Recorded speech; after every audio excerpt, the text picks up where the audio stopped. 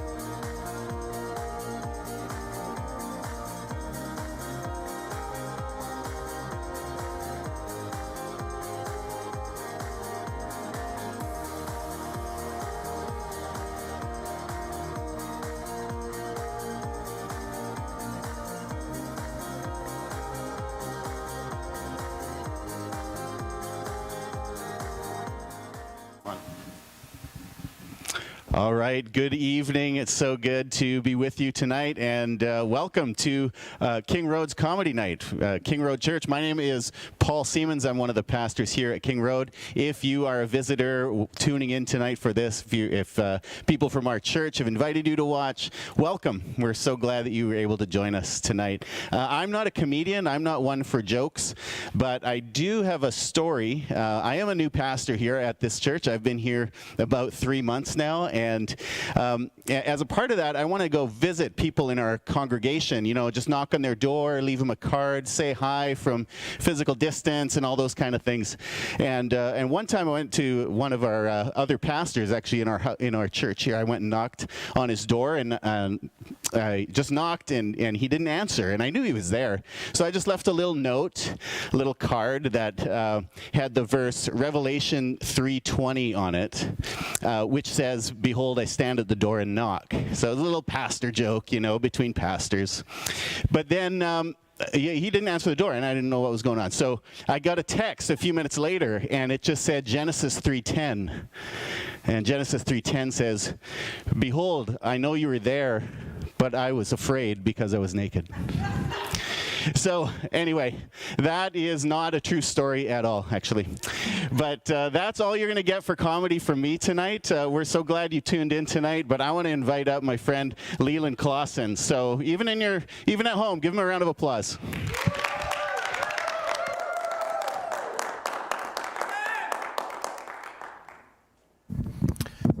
Thank you so much. I'm going to let the folks at home finish clapping and sitting down. I'm assuming there was a standing ovation. I was quick story before we jump into this. I went to visit a buddy, and I knocked at the door, and he wasn't there, and I left a note, little Revelation 3:20 I put on it. If you're, I'm kidding. I was trying. Well, how am I opener? Paul Siemens, Pastor Paul Siemens. Wasn't he fantastic? That was amazing. I always feel bad when people do like the joke references with scripture verse, because if you don't know the scripture verse, you're like, what is it? And you feel like, oh, I need to study scripture better so I can get those jokes. This is exciting. I have never been inside of the King Road Mennonite Brethren Church ever. This is my first time. And for those of you at home, you still don't know if that's true. I could be a hologram. This could be a backdrop, but I'm inside, and here's, I was only in here briefly so far, but I've picked up on a couple things. A lot of bars in the windows. I've noticed. It's a rougher neighborhood potentially, or you've had some trouble with some rival gangs. The other thing I noticed was the trophy case. You guys got a trophy case? I started reading the trophies. I didn't realize, like, there was track meets. Did churches used to do track meets? I've never heard of this before in my life. Boy, King Road MB used to really kill the hurdles. I'll tell you that. It was weird. There used to be, it must have been a school or something. Does anyone know this? At home, go ahead and I'll watch this later. You tell me if it used to be a school, because there's way too many trophy cases for a church. The church decided to join in. They just decided, you know what? I don't care if it's for university kids. We're going to compete in the 110 hurdles. Anyway, this is exciting for me to be able to do anything, because these are crazy times. Let's be. I'm just standing in one spot. I can move, right? You'll follow me? Oh yeah, okay. I'll keep him awake, so I got to move a little bit. These are crazy times, right? Like this is unbelievable. It wasn't just COVID too. There was like earthquakes and fires when it was all hazy here in summer. Is it just me, or was anybody else leafing through the book of Revelation to see what page we're on? You know what I mean? Man, I said page to make it sound like I don't know, instead of chapter verse. You know what I mean? Trying to be a comedian for the people. Here's the thing I will say about COVID. Okay, let me just jump at you with some COVID talk. What messed me up when everything shut down? First of all, I'm rusty. I'm so rusty as a comedian. I had a little bit of work in September, October. I had a little bit of work, but before that it was March since I worked. So I'm so rusty. Like 6 months of not doing it at all, extremely rusty. Here's another thing I'm rusty at, I realized recently. Earning an income. Also, not so good at that anymore. But here's what messed me up with COVID. With Tom Hanks. When I found out Tom Hanks got it, not because he got it, because how he described it. Does anybody remember this? Paul, do you remember the... Yeah, this is how he described it. He was like, well, I just kind of felt, my body just kind of aches and pains all over my body, just kind of ached, and I kind of had a sore throat, so I went and got tested. Rita and I got tested, and sure enough, had the COVID. And I was like, wait a minute, are those the symptoms? Because if those are the symptoms, I've literally had it for 11 years. That is me every morning, like every single morning. I'm a carrier, apparently. I might be a super spreader. I apologize to everyone, but I've been carrying this thing for a decade. It's an old person joke for the young kids at home. It's an old person joke. I'm old. But here's the problem I've had with COVID. I would say this. I'm a hypochondriac too, and that's been an issue because seriously, I have COVID 3 or 4 times a day. Right? Just any time in the middle of the day, just, honey, I think I got the Rona. Let's go. Let's get a test. Wait, no, it's gone. No, it's gone. It's gone. It's gone. Oh. It's back. Got the Rona again. Did you hear my breathing? Yeah, it's not good for a guy with hypochondriac, but I've been taking some placebos for that. So I think it's making it worse, to be honest with you. Little placebo joke for the folks at home, for the doctors at home. They'll be for the scientists at home. I don't know. Let's talk masks. Masks is the Dr. Bonnie dropped the masks. Dr. Bonnie. I do enjoy the Dr. Bonnie, Dr. Bonnie updates or whatever you want to call them. She is so mild, and yet she just brings so much destruction, right? Okay, so everybody just going to go ahead and shut down everything, and your lives are going to change now forever. It's like, okay. She just says it's so nice. You're like, oh, okay. Meanwhile, Nigel, have you seen the Nigel? That guy is on fire all the time. He's always like, it just does not match. I don't know if you've seen the two of them together, but she's like, yeah, so we really have to be careful. And then meanwhile, he's over there. She's like, yeah, so that's what we're going to do. All right, Dr. Bonnie. The sign language guy.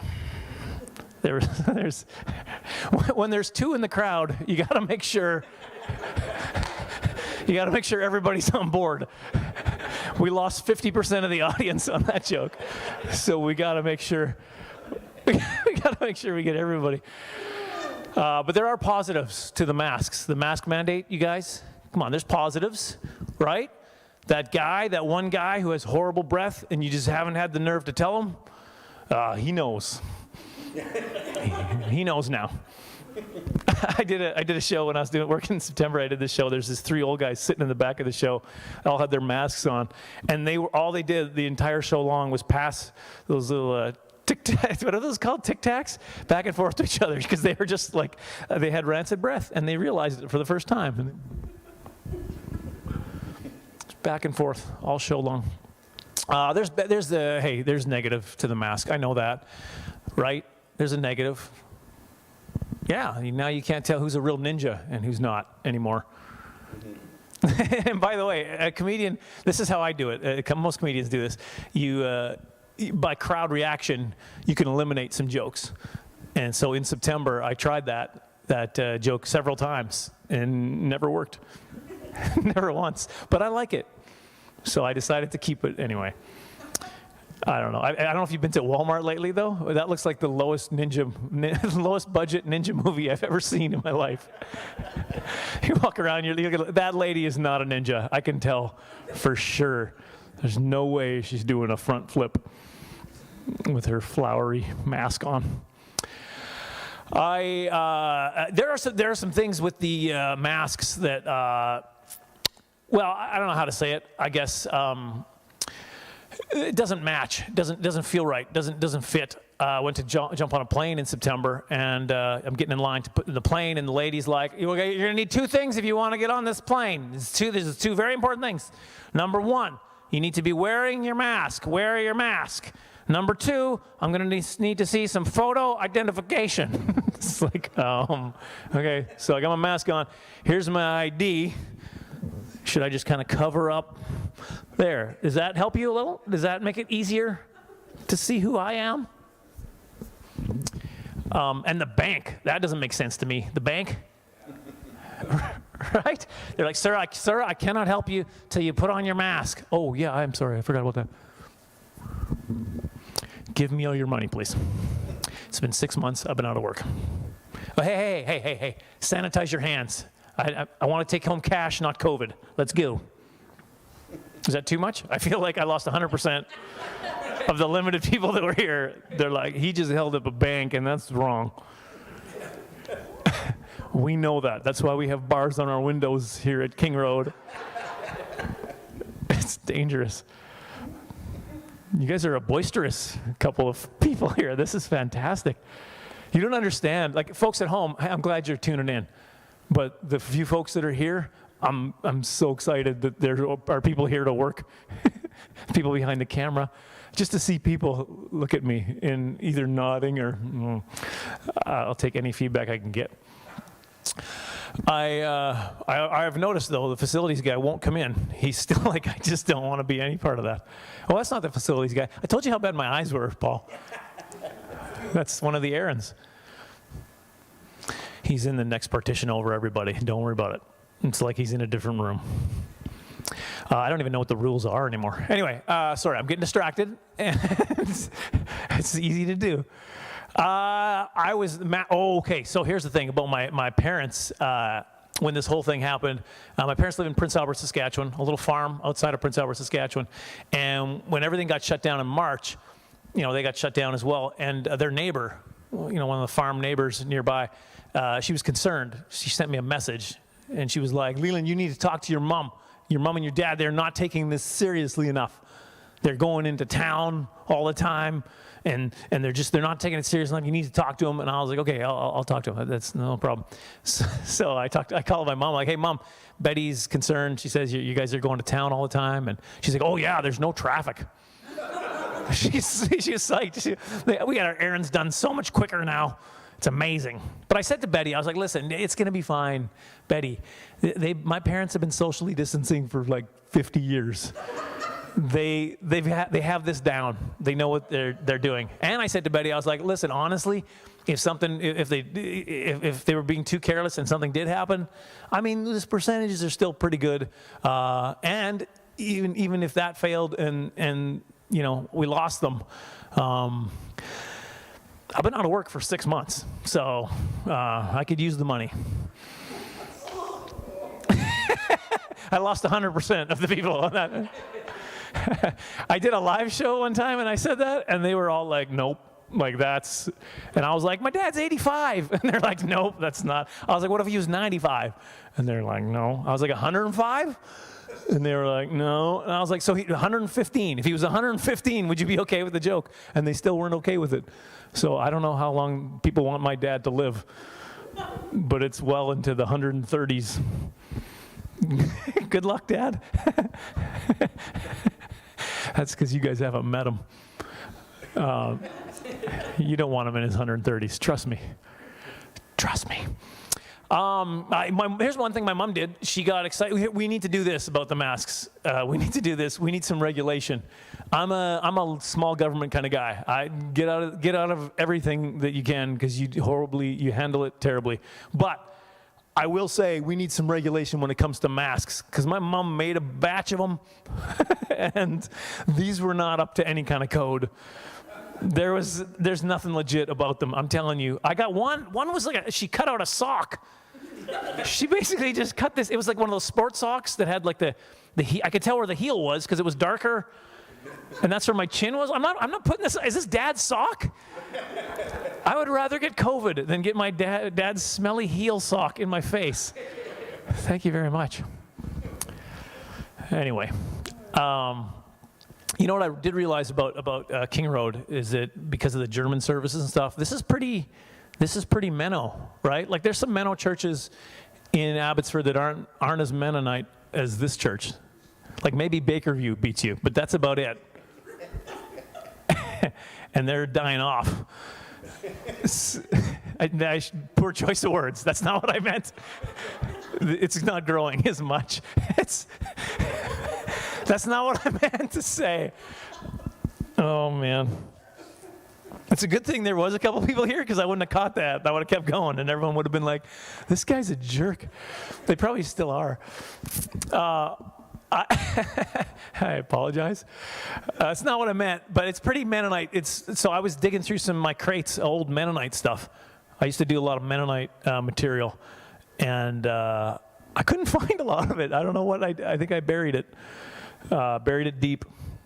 We're cheap. I guess that's one thing that I usually joke about. We're cheap, us Mennonites. That's why it's kind of funny. One of the most common Mennonite last names where I grew up in Saskatchewan was Bargain. I always thought it was kind of funny. Bargain, cheap. That was kind of I feel bad for my cousin, Frugal Bargain. That's a tough name to go around. You're not buying that? She got married now, so she's got like a hyphenated last name. All the kids are hyphenating their last names now. It's what's her name now? Frugal Bargain Hunter. Boom, Mennonite jokes. What? I had a cousin of mine who went to the crazy guy. He went to the Arctic Circle to be a missionary in the middle of winter. My cousin John, Arctic Circle, way up there. My cousin John Friesen, actually, so he was way up there. He took over my other cousin, my cousin Henry Froze. So he came home. You guys don't buy this? You're not buying this at all? It's old stuff. It's more silly. He was that weird kid, though. He used to eat that liquid soap from the soap dispenser. Like he would just like squirt it and then he'd lick it. He ate soap. Weird kid. Nice enough. You know, never cursed. But still. That's the only old stuff I could find. Here's something I always talk about. If you've seen me before and you're like, hey, are you going to do your jokes about your hands? Yes.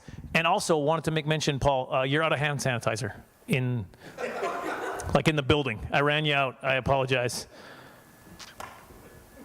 I'm looking at the screen. You asked me if I wanted it up on the screen. It doesn't actually look that big. Look at that. Maybe they're shrinking with my old age.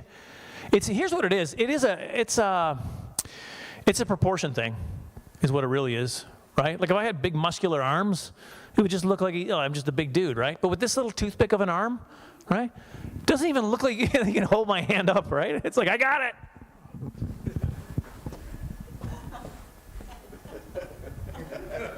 I normally just do that joke for as long as the laughs go.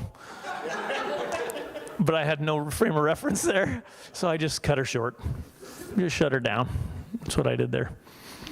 So I tell you, I was rusty. So when I first went back in September, I used to have this joke about my hands. Every time I shake somebody's hand, I tickle their armpit.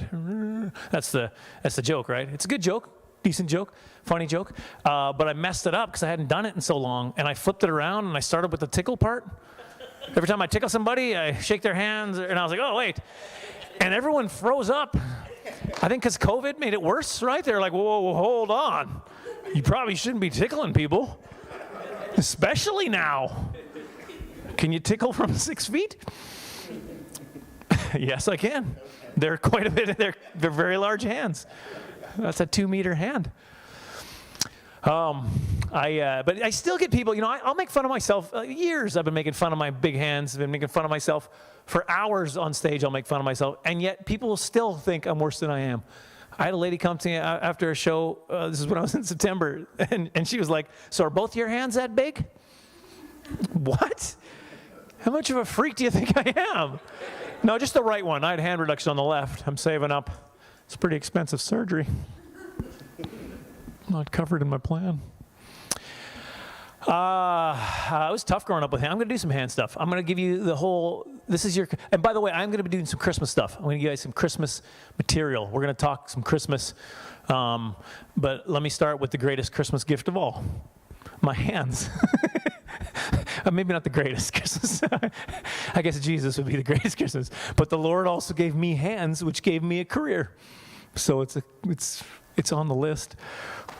The room here, I shut down the room here, just shut her down. So I don't know what's happening at home. I did one other show. I forgot to tell, I don't know who I was telling earlier. I did this show, it was an online Zoom show, and all I could see was a picture of myself. I was on my phone. All I could see was my phone of me doing comedy into the phone, and no feedback at all. So I didn't know what was going on until I saw a name. I can't remember what the name was. So-and-so left the meeting. I was just like, oh, well, that's a pretty clear signal of what's going on here. That was hurtful. It was very hurtful. And way easier to do. If you're in person, it's way harder to get up and leave, isn't it? Anyway, I will say this about my hands. It was tough growing up with the hands. I didn't have the same fine motor skills other kids had with their stubby little hands. You know, I couldn't do the things they could do, at least not as well as them. So I didn't like the things we did in school. You know, so, well, except for finger painting. I love finger painting. I just blew the whole thing. I told you I'm rusty. There's some action with the finger painting that I would normally do. And then I'm like, I just finished 7 projects is the next joke. And then also I'm out of paper and paint. And then I say, hand me the paint. And then I go like this. And then I'm only doing it like this. I'm explaining the joke now. It's not even a joke anymore. It's the explanation of the joke. And then I say, and then the person is talking to me. And I say, no. I have arms. I just don't need them. That's the joke. It works when I do it right. When I explain it, not as much. But you can see the construct of it. You can see the brilliance of it. I still finger paint, by the way. It's kind of a hobby of mine now. I was doing some finger painting last weekend there. I painted the garage.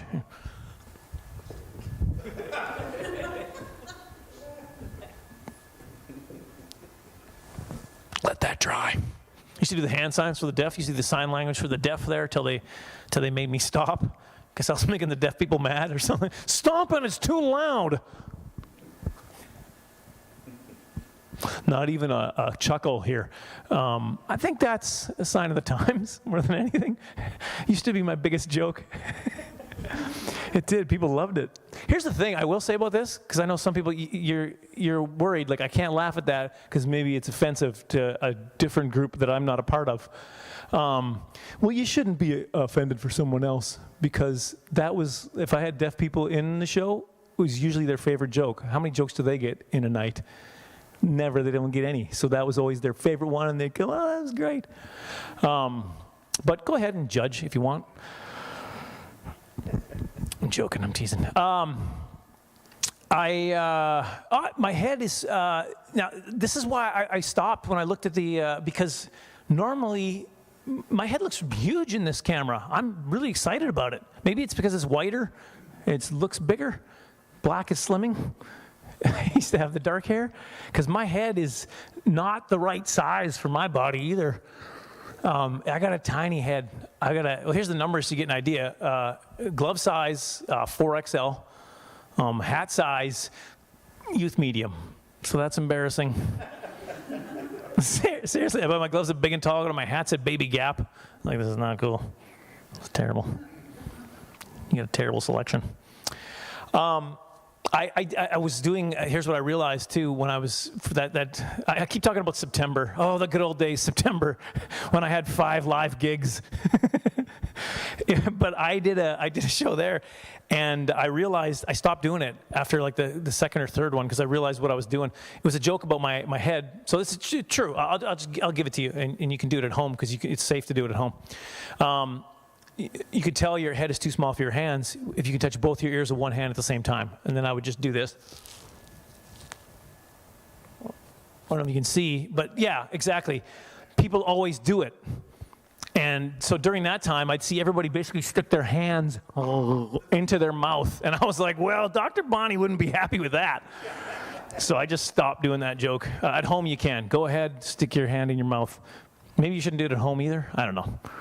It's safer to do it at home. For those, stop doing it. No, you can't go under. That's cheating. Yeah, it's too easy under.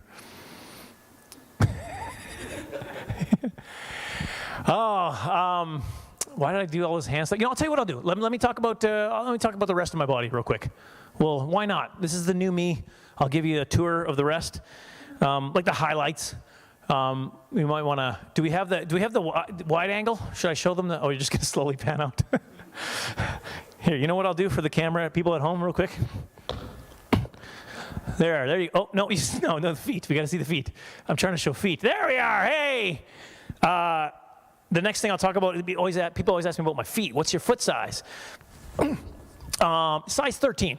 I'm size 13, which is not that big a deal. I'm 6'3", so it's not that big a deal. And by the way, a lot of people think I'm taller than I am too.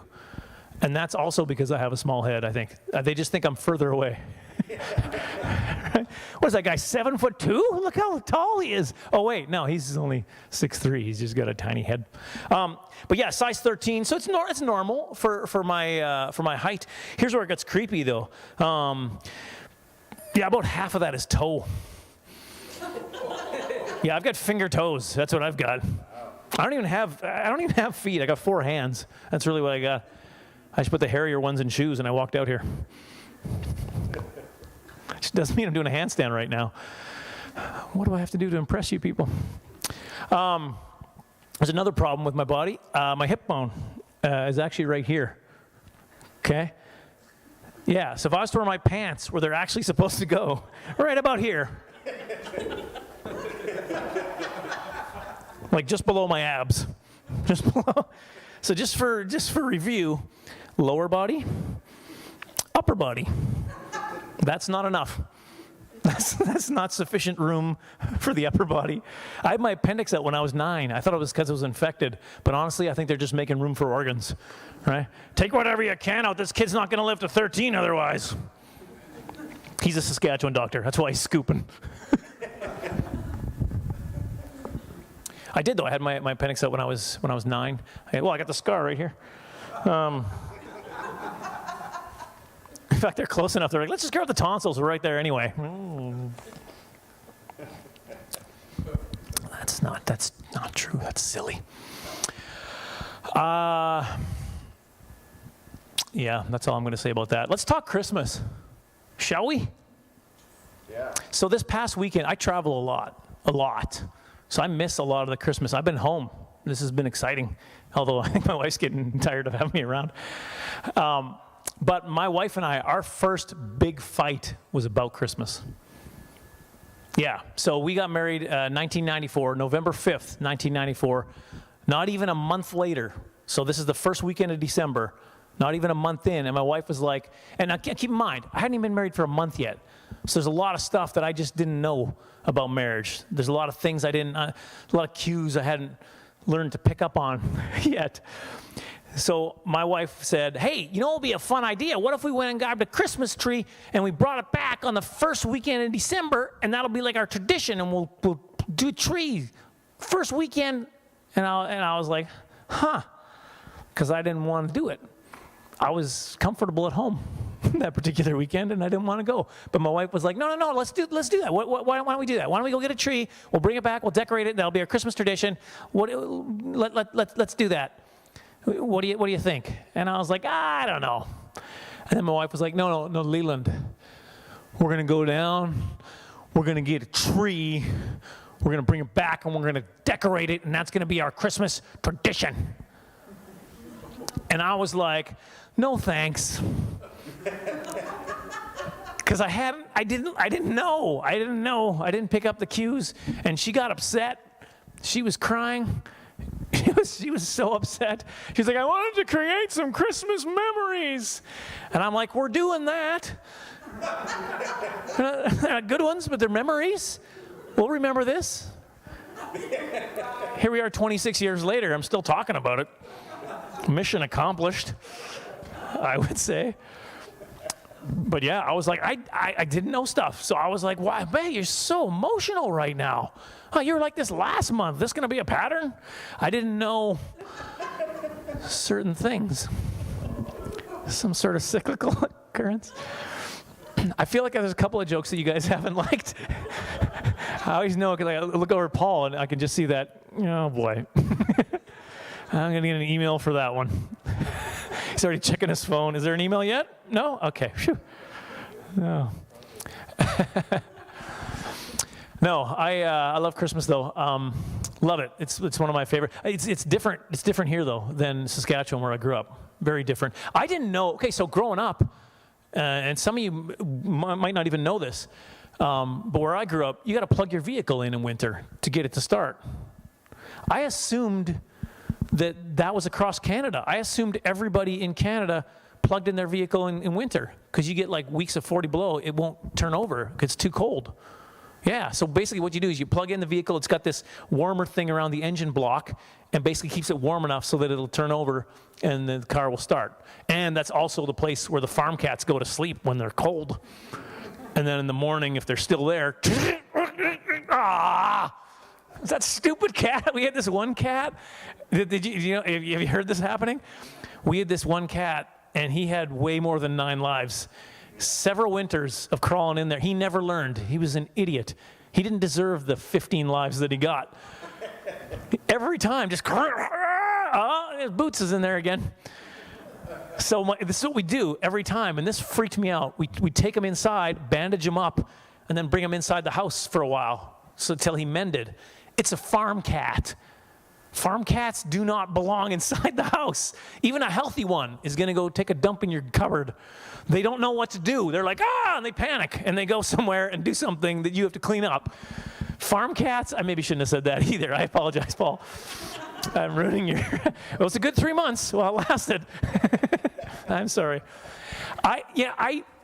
But this cat, all bandaged up, this farm cat was like walking around the house. It just scared me to death. Oh, I wanted nothing to do with this cat. He was like, meow, meow. My mom's like, don't you want to play with the kitty? I'm like, no. I don't want to see the kitty at all. He freaks me out. I have this vivid memory of I lived in a basement. I had a basement bedroom, and it was dark basement bedroom. I had the door open, and around the corner, it was dark, and this cat came around the corner, limping, bandaged up. And you know how they get a little bit of light in a cat's eyes, and they light up? Little demon eye cat walking towards me. Meow. Meow. And I was like, no, don't come here, kitty, don't. Oh. Give me chills. I took him, I stuck him under the engine block. I was like, we'll see if he can survive 15. And he didn't. No, that last part's not true. I didn't do that to the poor kitty. I shut the door because I didn't want him to sleep on my bed. Oh, he was creepy. Put me off cats for life. But we moved here, very different. Because where I grew up, and when I say 40 below for a week at a time, like we'd get a couple of weeks usually at a time where we would have 40 below weather, just cold, but we did everything outside, like maybe not 40 below weather, but we snow forts and played hockey, and we just lived outside. We snowshoeing and skiing and cross-country skiing, Saskatchewan. But it was fantastic. It was just so good. This one year, my dad, he sculpted this amazing, he made this amazing ice sculpture of this deer on our front lawn, like just so detailed, and it was amazing. It was in action pose of this deer for Christmas that year. It was I'm sorry, it was real. It was a deer. I forgot about that. My dad hit it with a car, and then it was frozen there. So he was like, "Hey, this will be funny," and he stuck it on the lawn. It was a joke. It was funny though. Put little lights on the antlers. Right, it was beautiful. Till spring thaw, and then maybe that's a little too much too. I don't know. I'll grab some water. That's a 2-liter bottle, by the way.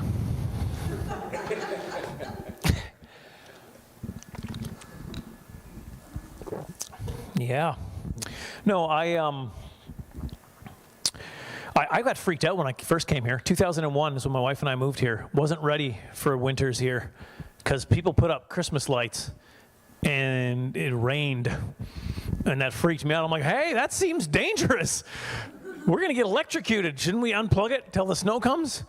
Like, I honestly had never seen Christmas lights in rain. I was like, oh no! I've been taught about this as a kid. It's dangerous. Because water and electricity, that's where I was going. That's what I was going with there. Yeah. Thanks. Oh, good. Okay, good. Awesome. Yeah, no, but okay, this is, now I'm not, we'll talk real Christmas. We'll talk about the real reason for Christmas and those kind of things. I'm not going to make this all, but there was kind of a magical Christmas moment. I'm not saying I believe in magic, but no snow at all our first Christmas, and I was actually really disappointed. I was kind of down. I was like, is this where I live now? Is this what Christmas is? And Christmas Eve, it started to snow. Our very first Christmas Eve, there was snow falling, and it stayed on the ground, and I was like, oh, this is amazing. And every one of our neighbors where we lived, they all ran outside, and they're making snowmen, and they're taking pictures, and they're just, all of them, like the whole block, and they were sprinting out there. They were just having so much fun, and I was like, take it easy, you guys. It'll be here tomorrow. And it wasn't. It was gone. I learned my lesson the next year. I did. The next year I got it. You might want to go wide. I figured it out. No, the camera. That's what I'm saying. Yeah. Trust me on this. I went, because next year it wasn't Christmas Eve. So 2002, December 25th, it was Christmas Day. The snow came down. It started to stay. And I was like, I'm not going to miss another opportunity. I was like, come on, boys, get your stuff on. We're going to make a snowman. Carrie, you get the camera. Take a picture of us. We're going to, it's already melting out there. Let's go. I'll do the bottom. You do the middle. You do the head. Let's go. Move it. Here we go. It's melting fast. Let's go. Where's the middle? It doesn't matter how small the head is. It's a Klassen snowman. Take the picture, honey. Take the picture. Hurry up. It's melting. Take the picture before it's gone. Hurry up and take the picture. Guess we'll just Photoshop that in. Let's Photoshop a snowman in later or something. Yeah, we did. We ran out. Now, that's why every time it snows now, we run out there. Actually, I start shoveling now because I have crankier neighbors than I used to. And they're like, "Are you going to take care of your driveway?" Yes. Sorry, I shouldn't. That sounds petty and. Oh, Christmas. You know what I love most about Christmas? Christmas songs. Christmas carols. Like the old Christmas carols. I think it's because it brings back memories for me. Like my dad used to do the Christmas cantata or whatever it was called. He was like the choir director. So we'd always have practice after like the Sunday night service. So I'd sit in the back and just listen to the old time Christmas carols. So I love it. It just brings back memories. Love Christmas carols. But let's be honest for a second. There's some stinkers out there. There's some songs that don't belong in the Christmas Carol book. You know the ones I'm talking about, right? 3 ships, hey? I saw 3 ships come sailing in on Christmas Day, on Christmas Day. I saw 3 ships come sailing in on Christmas Day in the morning. So? Ships come sailing in every day. Just because it happened on Christmas doesn't make it a Christmas song. I take a shower every day. It's not a Christmas carol. There's some songs that have nothing to do with Christmas, and I don't like them.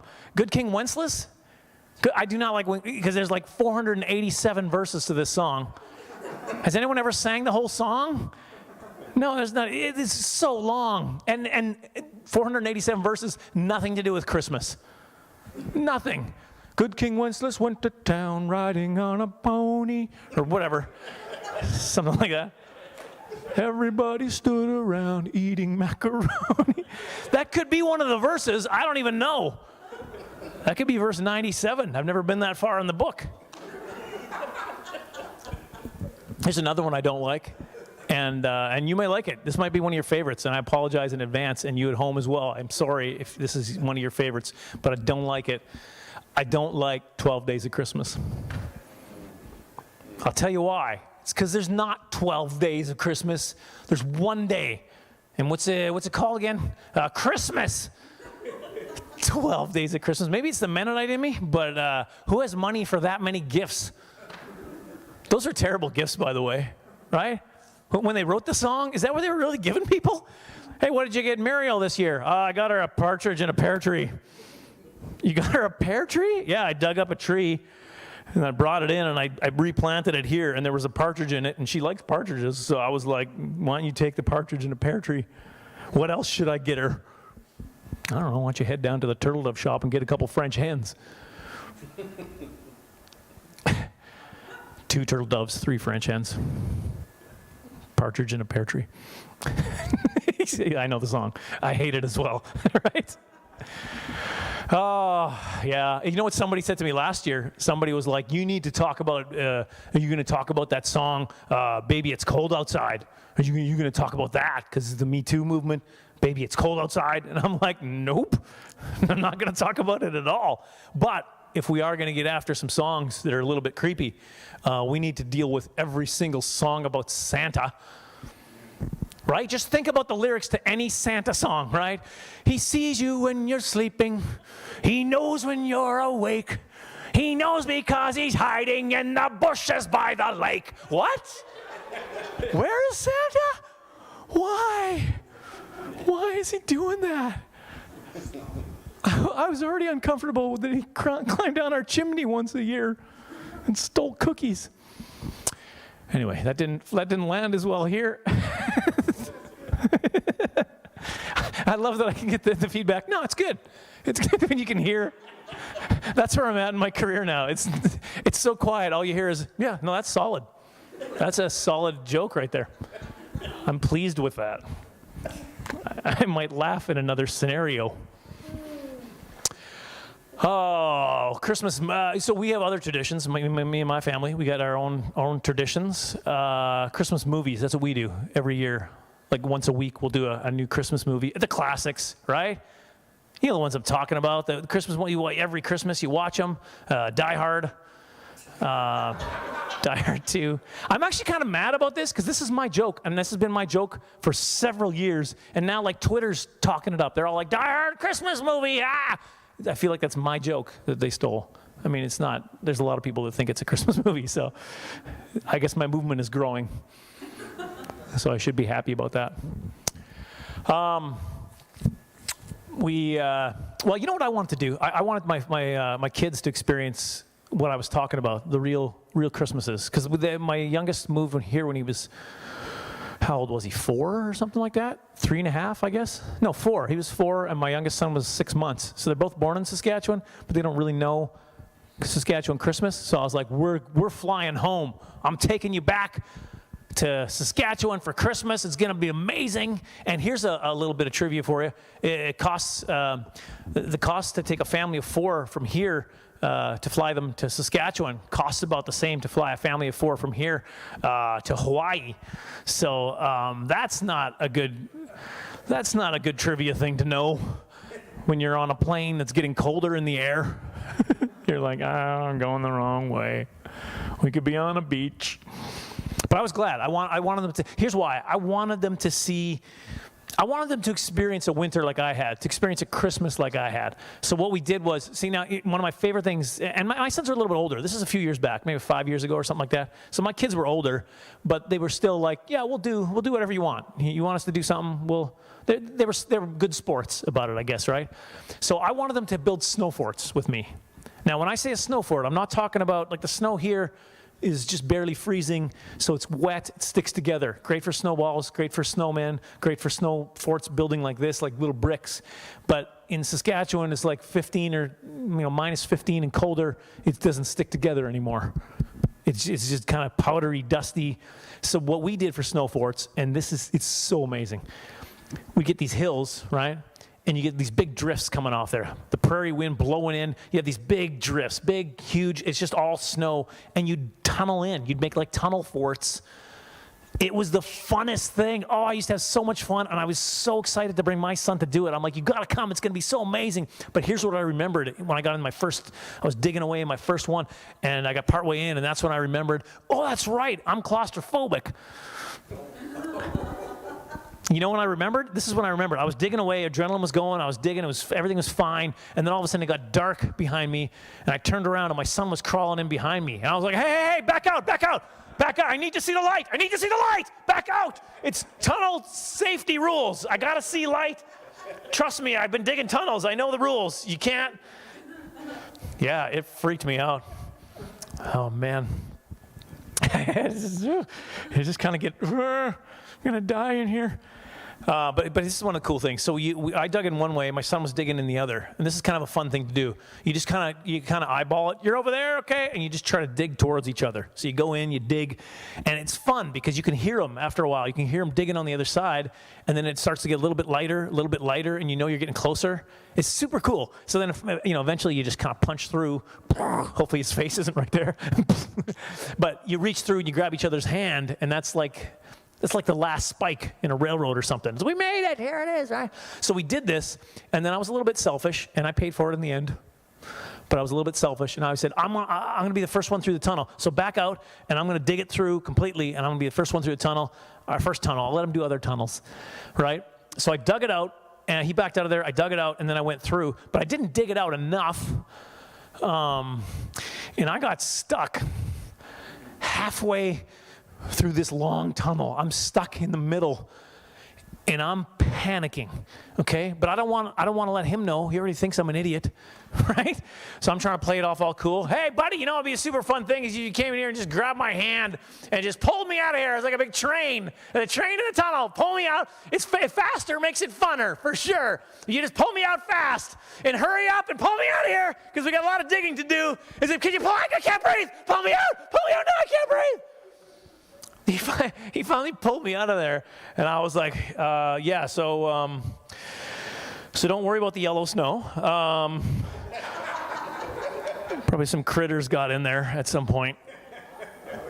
Don't worry about that at all. Yeah, it was, what I forgot about that whole time? So there's a lot of, and if I say skidoos, you know what I'm talking about? It's snowmobiles, but skidoo is just what we called. It's just a brand of snowmobile, but we just called them all skidoos in Saskatchewan. I don't know why. Anyway, there's skidoo tracks all up and down. That's what they do. They drive up and down the ditches, right? And that's where we dug all these tunnels. So there were tracks where we had been digging, and we had holes everywhere. So you're supposed to collapse it, is the right thing to do. But I forgot. I hadn't been here in a while. We were flying home. That's when I remembered, and I was like, oh no, I didn't collapse it. Somebody's going to hit that. Like at some point, somebody that winter would have been like, what in the world? What's with all the yellow snow down here? What's going on? I don't know. I feel kind of okay because the machines nowadays are like massive, big, huge tracks with shocks. And the tread is like this. They can go through anything. They'll never get stuck. They didn't used to be like that. The old ones, the old snowmobiles, the tracks were a lot closer in, so you didn't have as good a turning radius. And the tread on the belt thing, whatever it's called, it was like this. So it was just like basically flattened surfaces. You could just hum along. But that's it. Like you couldn't, it wasn't, I remember getting stuck. I was on the back with my mom. We're driving in the back 40 and then we got stuck. Even as a kid, I was like, wait a minute, we just got stuck in the snow on a snowmobile? That doesn't seem right. Hey, you want to go snowmobiling? No, there's too much snow. Let's wait till spring thaw before we have our winter wonderland. I feel like these jokes aren't hitting as well, but I have no idea. Because if there's 5 people, and see, here's the comedy. Let me explain something to the folks at home and the couple folks that are here. Comedy is a percentages game. If there's 200 people in a room and you do a joke and say only 25% of the people like a joke, it's not a very good percentage. Only 25% out of 200, that's still 50 people laughing. You hardly notice. Even at 25%. If there's 5 people, only 25, that's 1.5. That's one guy laughing and the other guy going, no, if he's the only one, I'm just gonna stop. And then everyone's quiet by the time the show's done. And if you're at home, I have no idea what's going on. You could be encouraging each other or making it worse for each other. I have no idea. percentages game. There. Now I did a little comedy tutorial in the middle of the Christmas special. You're learning things. This is like a learning thing. Oh, 25% of the audience are yawning. I just noticed. That's not a good sign. I'll take it, man. It's been March since I've been doing stuff. I'll take it all. Here's the thing I will say about Christmas, about my folks. So my folks are MB. Actually, so my folks are Mennonite. I think I told you this they're Mennonite Brethren, and we grew up in Prince Albert, Saskatchewan. There was not a Mennonite Brethren church. There was only a General Conference Mennonite church in town. So they said, well, I guess there's only one thing we can do then. We're becoming Free Methodists. So we went to a different church altogether. I don't know. I just thought that was so funny. My parents don't ever laugh when I tease them about that. I'm like, of course. Anyway, I'm MB now. Not General. Their General Conference isn't even General Conference anymore, right? It's got a different name. Is it just like Mennonite Church? They're taking claim to the whole thing. Wow. Anyway, here's the thing. Another thing about my folks. They were. I want to say that I want to say they were legalistic, but they loved the rules. Like they loved having rules to follow, and they were to the letter. Like they didn't even round up on taxes. You know what I mean? Like everything was by the book, except when it came to Christmas trees. I'm pretty sure we were just stealing. Yeah, I didn't even know Christmas tree lots were real. I just assumed it was just something on Charlie Brown. The Charlie Brown Christmas special, they went to a lot. I'd never heard of lots. This is what we would do. We'd go to a back road somewhere. My dad would point to a tree in the bush, and he'd say, go cut that down. And I kind of sensed that was wrong because he was always rushing me. Right? Go get that tree. Hurry. Oh, okay. Hurry, somebody's coming. Do you want Jesus to have a tree or not? I do. I really do. That was my Christmas tree. So our neighbors this one year, so we're a little farm, a little quarter section of land, okay, not a lot. We had a neighbor with a quarter section of land, and he was getting tired of looking at us, so he planted some evergreen trees, kind of a little tree fence. And I remember the year they got Christmas tree size. I know, we didn't take it, but I know it was a temptation. I know my dad was like, we wouldn't even be wasting money on gas. Literally take it. That wouldn't have worked, though. That for sure wouldn't have worked. Right? It wouldn't have worked at all, because we would take the tree away, and then they'd be able to see us. Right? Hey, neighbor! Hey, look at your tree. We decorated it. It's so much prettier now.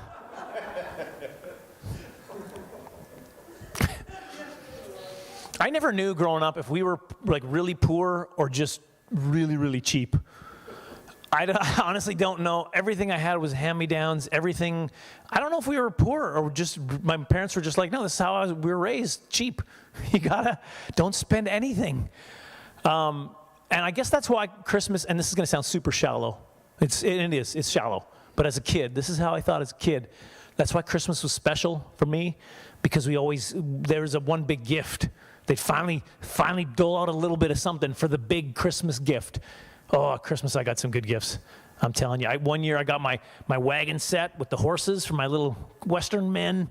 I got a table hockey game one year, and the greatest year of all, and this is where, I'm sorry. I should have given you more of a heads up. I have slides, people at home. I got slides, but I didn't give enough of a heads up. This one year, it was the greatest year of all. I went through the Sears Christmas wish book, and I found this thing called the Armatron. And, there it is. There it is. Look at all the... Oh, you were already up there anyway. Okay, I thought it was somebody else. There's the Armatron. Look at it. Look at those. Oh, it's beautiful. See how big the base is? You have to have it that big because that's where all the batteries went. Oh, it went through batteries. Like, that's good enough. Thanks. Yeah, it went through batteries. Like, I picture, a train. In the old days, the steam trains they had a coal car. That's what we were like. It was basically coal in a train. It was just like, keep feeding it in, otherwise this thing's gonna stop. right? But it was pretty amazing. So those, let me give you, for the kids at home, this is how amazing this Armatron was. This is what you could do with it, okay? First of all, you had little toggles, and the toggles move the arm, right? And basically, you could pick up small, light objects from about here and move them to about here really slowly. Armatron! I should do the commercial for it, shouldn't I? Armatron was awesome. But here's what I did with it, and I'm proud of this. I'm very proud of this. As a kid, I was a creative kid, okay? And this is what I came up with. Sure, it's an arm and I could pick up things. That's great. But you know what? I decided to do a little something creative with it. This is going to blow your mind. I put a sock puppet on that thing. A sock puppet. Why are you not impressed? I don't understand this. It was an animatronic puppet show. I was ahead of Jim Henson. I was ahead of my time. It was amazing, this puppet show. It wasn't actually amazing. It was too slow. That was the problem with it. Hey, Army, how are you?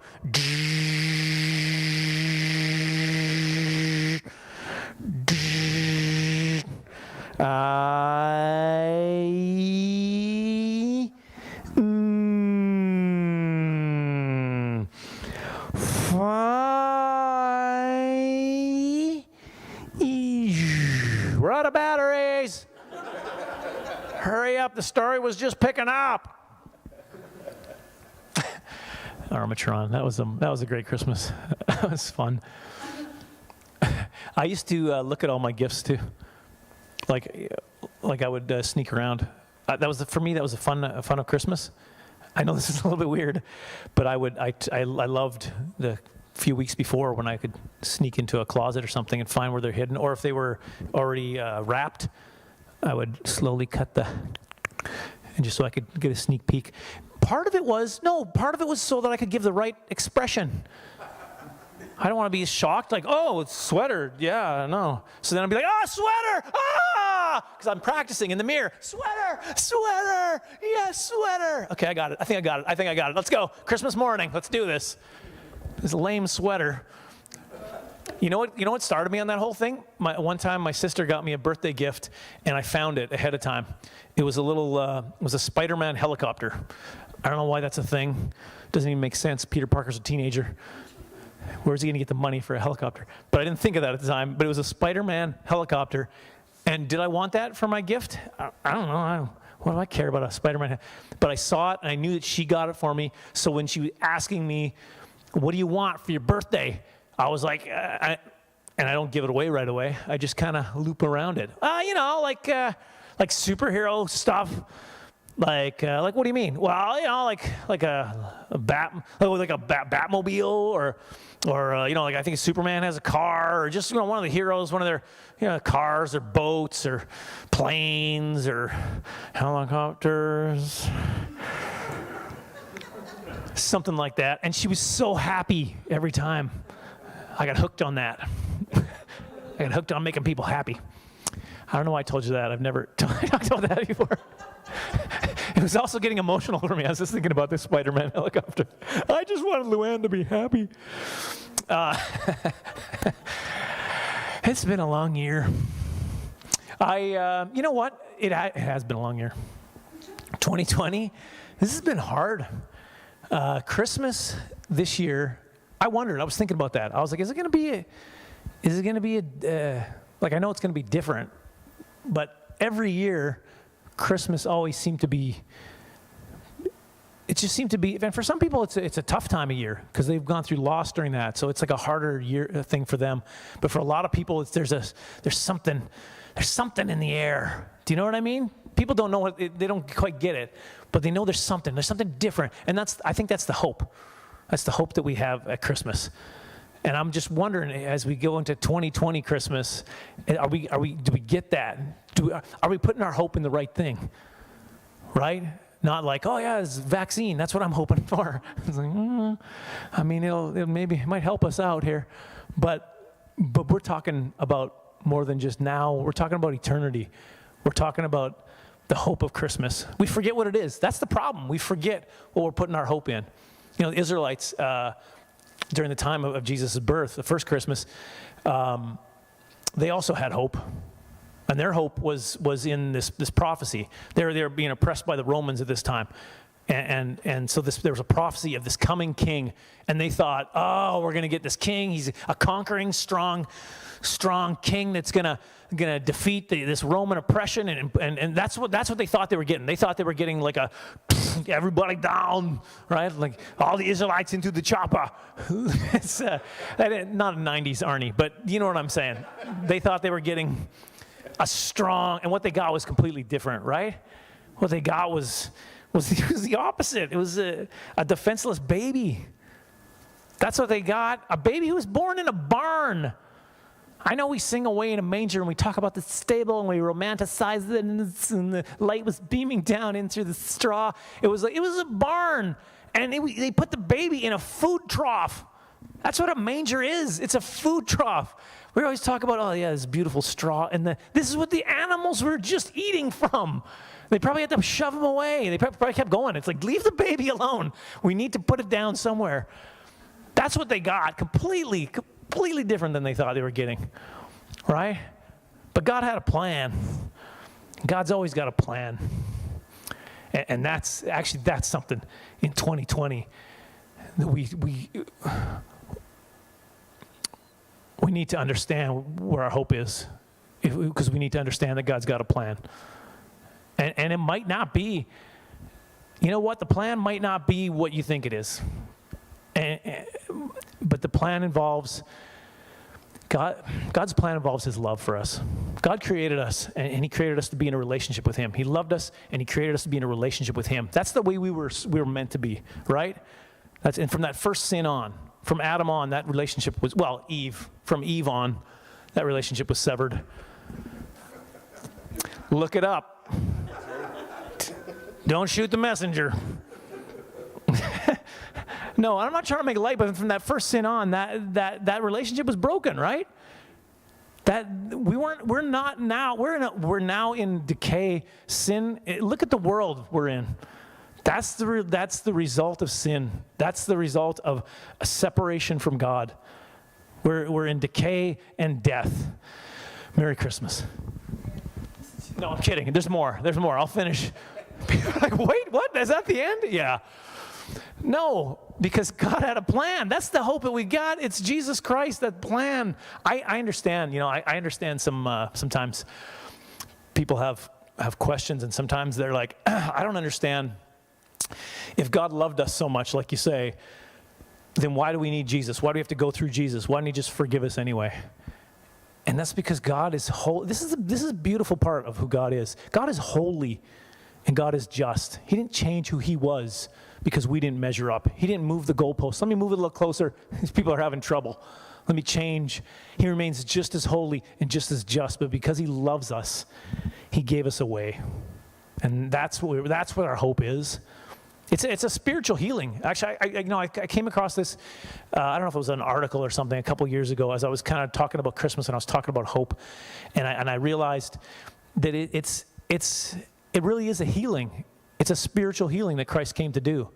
When we talk about Jesus, we talk so much about the physical healings he did while he walked among us, right? He healed here, but he came to do a spiritual healing. He came to do an eternal healing. And some of the physical healings point to that. Like you look at the paralyzed dude. They couldn't get him in to see Jesus. Their buddies, so they took him to the top of the roof. You know what I'm talking about? They rip open the tiles of the roof. They lower him down right in front of Jesus. And what's the first thing that Jesus said to him when he was lowered down in front of him? He said, "Your sins are forgiven." That's what he came to do. Of course, then the Pharisees start beaking. Well, they weren't talking. It's a terrible Pharisee impression. Oh, hey, I'm a Pharisee, so I'm pretty legalistic, like Leland's parents. No, they were like, who has the authority to say that? That's what they were talking amongst themselves, right? And Jesus knows this, so he's like, what's easier to say? Your sins are forgiven, or grab your mat and get up and walk? But just so you know, I have the authority to do those things. Grab your mat and get up and walk. That's when he healed him physically. First thing he did was talk about what he came to do. One other story, and then I'm gonna shut her down for the night because this has been fun. I miss this so much. And this is has become one of my favorite stories in the Bible. I don't know why it's become that lately, but it really has. I guess it's. I'll just tell you. So Jesus is on his way with his disciples. They're going to heal somebody. So they're on trek there, and it's a situation critical. He's got to move, and huge crowd of people. There was a lady there. I don't know if you know the story. The lady who's bleeding. So she reaches through as he's walking by, and touches the hem of his garment. She's like, if I can just touch him, then I can be healed. And as soon as she touches, in Luke it says, as soon as she touched the garment, the bleeding stopped. Now, here's the thing. If a woman in those days was bleeding, it was said 12 years, and she tried all these other things. 12 years, you'd be considered unclean. So 12 years of basically being ostracized from the rest of the community. It's like she'd have to say, I'm unclean. People would have nothing to do with her. No community. We talk about COVID and how people are like, I'm feeling so isolated. 12 years of COVID. Isolated. She took a risk, went down where she's not supposed to be around people, reached through as Jesus was walking by faith, and touched the hem of his garment. She was healed instantly. So it's fixed, right? Let's go. Let's keep moving. We're already on a time crunch. Well, no, Jesus stopped to find out who did it, and he was asking, and at first nobody was saying anything because they were like, oh, we're in trouble. And then she fessed up. She was like, I did it. Now, here's the thing. This is why this story has just really impacted me lately.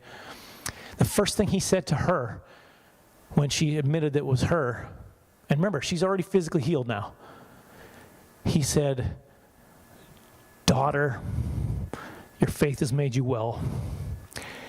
He called her daughter because she had no community. And that's what he's come to do.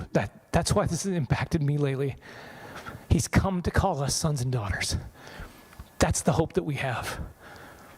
So, thank you for giving me therapy for an hour today. I appreciate that. Merry Christmas. Remember what we put our hope in. And thank you guys so much for tuning in at home. And thank you for the folks that had to be here. I appreciate you too. Thank you so much.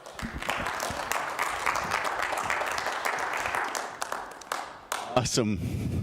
Thanks so much, Leland, for coming. And yeah, it's so true. That's the gospel. The gospel is that it starts with we're broken apart from God, but he sends his son to repair that relationship so that we can be in relationship with him.